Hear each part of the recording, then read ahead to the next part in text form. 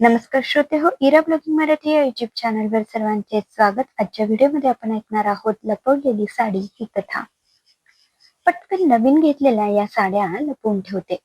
मनाशी पुटपुटत प्राजक्ताने नवीन आणलेल्या साड्यांची पिशवी कपाटात एका कप्प्यात लपून ठेवली. चला बाबा, झालं आता हे महत्वाचं काम. मी ह्या साड्या अशा ठिकाणी ठेवल्या की त्या महामाया ताईच्या नजरेला पडणारच नाही. ती हात झटकत कपाट बंद करत म्हणाली. तिच्या चेहऱ्यावर इतका आनंद पसरला होता की जणू तिने कोणता तरी किमती खजाना व्यवस्थित लपून ठेवला होता. पण तिला हे माहित नव्हतं की तिचा नवरा योगेश तिला तसं करताना पाहत होता. त्याला तिचं तसं करणं थोडं विचित्र वाटलं. त्याने कपाळाला आठ्या पाडत तिला विचारले, काय ग प्राजू, काय ठेवलेस कपाटात? आणि काय ताईंच्या नजरेला पडणारच नाही?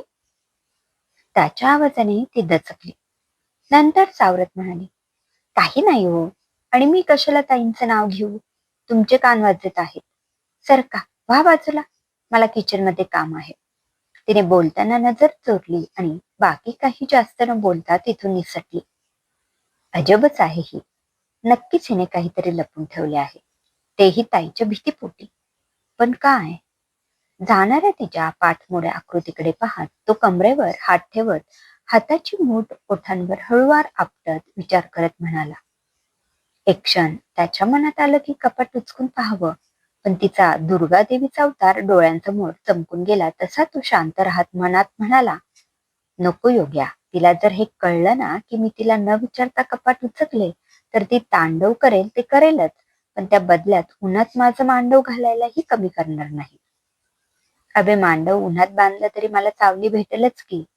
काय पण विचार करतोस तू, ते जाऊ दे. पण ताईशी हिला काय प्रॉब्लेम आहे? नेहमी तर तिच्याशी व्यवस्थित वागते, बोलते. मग आता काय झालं हिला? ताई काही बोलली का हिला? संध्याकाळी आल्यावर विचारतो. योगेश मनाशी संवाद साधत विचार करत ऑफिसला जाण्यासाठी तयार होता. नंतर तो ऑफिसला गेला आणि प्राजक्ता पुन्हा आपल्या रूम मध्ये आली. तिने कपाट उघडून ती पिशवी तिथेच आहे का पाहिली. ती तिथेच आहे हे पाहून तिचं समाधान झाले. तिने छातीवर हात ठेवून सुस्कारा सोडला. हुश्य, आहे त्या ठिकाणी आहे ही पिशवी. मला वाटलं हे उचकून बघतात की काय, पण मी जे करते ते योग्य करते काय?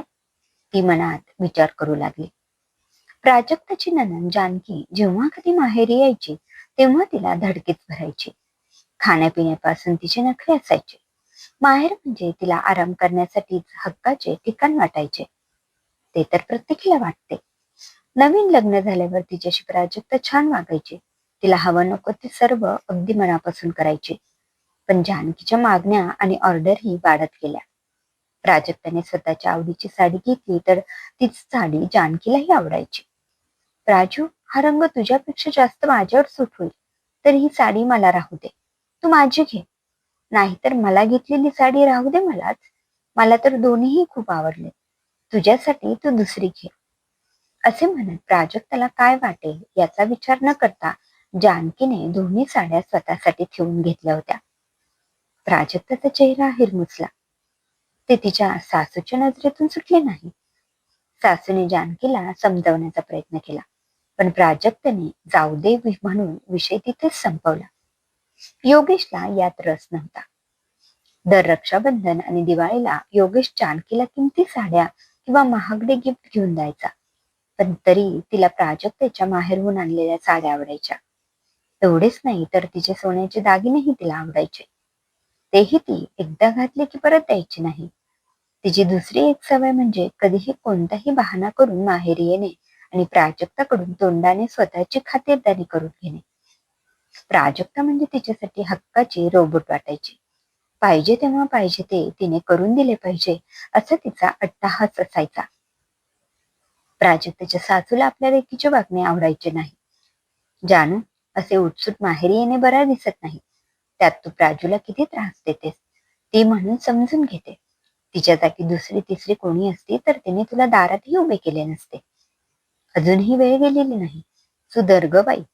असे नको व्हायला की तू यायची म्हणाली तरी तुझ्याविषयी कोणाला अप्रूप तर वाटणारच नाही, शिवाय तुझी कोणती किंमतही राहणार नाही. तिच्या आईने तिला चांगलेच खडसावले. ए आई, तू शांत बस ग. सुनेचा तुला भारीच पोळका आहे बाई. उगीच तुझ्या तोंडाचा पट्टा चालू नकोस. तिला काही प्रॉब्लेम नाही तर तुला काय प्रॉब्लेम आहे ग? असे उत्तर देऊन जानकी तिला गप्प बसवायची. अगं थोडं तरी विचार करत जा तिच्या मनाचा. त्यावर पुन्हा तिची आई तिला म्हणाली, मी बापरी सारखी येते म्हणून तू इतके सुनावतेस, तेही तुझ्या सुनेसमोर. तूच किंमत ठेवत नाहीस तर ही काय माझी किंमत ठेवेल? असे म्हणून ती प्राजक्ताकडे एक कटाक्ष टाकत रडू लागली. तेव्हा कसे बसे प्राजक्ताने समजून घेत सासूंची समजूत काढली. हळूहळू प्राजक्ताला जानकीचे वागणे खटकू लागले. ती समोर काही बोलत नव्हती, पण मात्र मनात तिला खूप काही काही बोलून जायची. पण नंतर तिलाच कसे तरी वाटायचे. आताही तिने दिवाळीची खरेदी केली होती. तिच्या आवडीच्या साड्या खरेदी केल्या होत्या. सासू व नंदेसाठी खरेदी केलेल्या साड्या बाजूला काढून ठेवून बाकी साडी तिने पिशवीत ठेवून त्यावर खास माझ्यासाठी असे लिहून ते लपून ठेवली होती. तेही एका मैत्रिणीच्या सांगण्यावरून. तिने तसं पहिल्यांदा केले होते. त्यामुळे आपण योग्य करतो का, हा प्रश्न तिला मनाला सतावत होता. शेवटी बघू जे होईल ते होईल असा विचार करून ती शांत राहिली. योगेशलाही नंतर ऑफिसच्या कामात त्या पिशवीबद्दल तिला विचारायचे लक्षात राहिले नाही. दिवाळीचा सण आला, पण नेहमीसारखी मुलांसह 8 दिवस आधीच येऊन ठाण मांडून राहणारी जानकी यावेळी डायरेक्ट भाऊबीजेच्या दिवशी आली. याच सगळ्यांनाच नवल वाटले. त्याचबरोबर प्रत्येक कामात ती मदत करत होती. यावेळी प्राजक्ताला तिने कोणताही त्रास दिला नव्हता. भाऊबीजेला योगेशने दिलेली साडी कोणतीही कुरकुर न करता गुपचूप घेतली होती. नेहमी प्राजक्ताला तिने कोणती साडी घेतली दाखव म्हणून तगादा लावणारी जानकीने यावेळी एकदाही विचारले नाही, याची प्राजक्तालाही विशेष वाटले. दिवाळीचा उत्साह संपून 2 दिवस झाले. घरातील दिवे अजूनही टिमटिमत होते. पण प्राजक्ताच्या मनात एक प्रश्न सतत टिमटिमत होता. ही जानकी एवढी शांत व बदललेली कशी? जानकी कुठल्याही गोष्टीत कुरकुर करत नव्हती. अगदी साड्यांबद्दलही नाही. नेहमीसारखी ताणतणावाची हवा घरात नव्हती. पण प्राजक्ताचं मन शांत नव्हतं. त्या दिवशी दुपारी तिने रूममधील कपाट उघडून पाहिले आणि ती दचकलीच. तिच्या लपवलेल्या साड्यांची पिशवी तिथे नव्हतीच. देवा, कुणी पाहिलं का ते? ह्यांनी की जानकीने? असा विचार करून तिची छाती धडधडू लागली. ती घाईघाईने कपाटातील सगळं सामान उलथापालथ करून तपासू लागली. पण पिशवीचा पत्ताच नव्हता.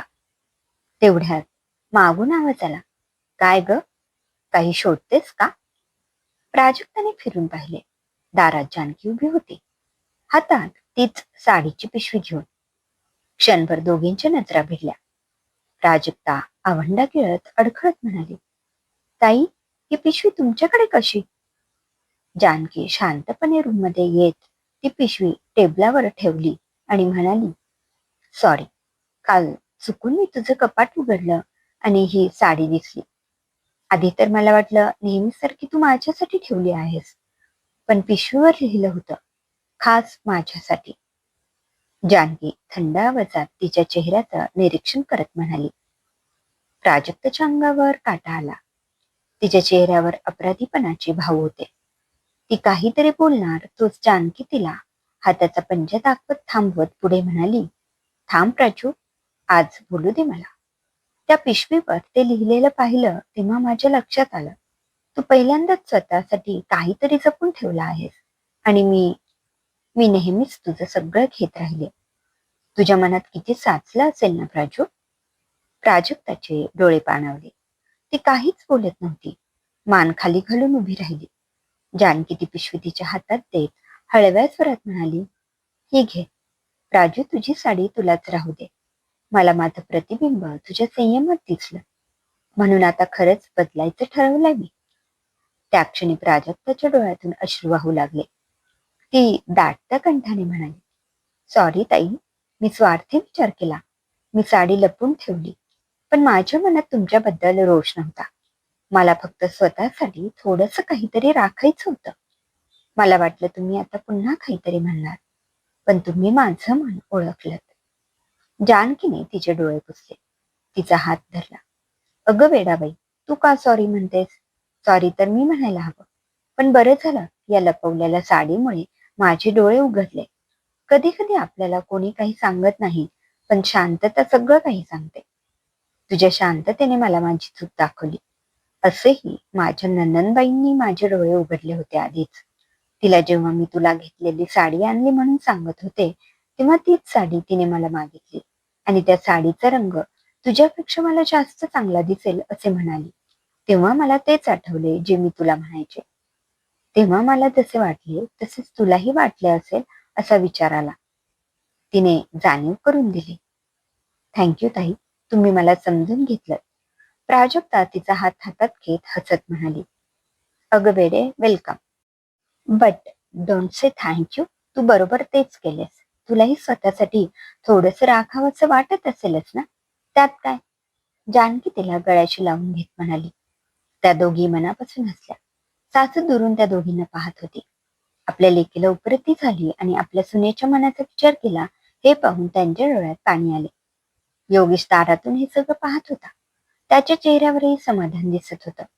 तो हसत म्हणाला, या दोघींच्या मनातली दिवाळी आज खऱ्या अर्थाने उजळली. त्या तिघी जणी एकत्र बसल्या. जानकी प्राजक्ताकडे पाहून हलकेच हसत म्हणाली, कधी वाटलं नव्हतं की लपवलेली साडी एवढं काही शिकवेल.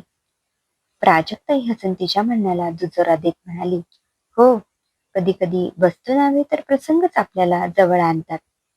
सगळेजण समाधानाने हसले. समाप्त. श्रोते हो, कशी वाटली या लपवलेल्या साडीची कथा कमेंटमध्ये अवश्य कळवा. पुन्हा भेटूया एका नवीन कथेसह. धन्यवाद.